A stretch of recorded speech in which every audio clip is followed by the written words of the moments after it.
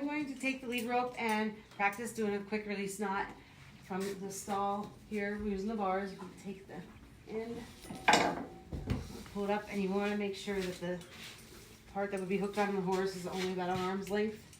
And then you take this loose end, you're going to go under, up, through, pull your knot.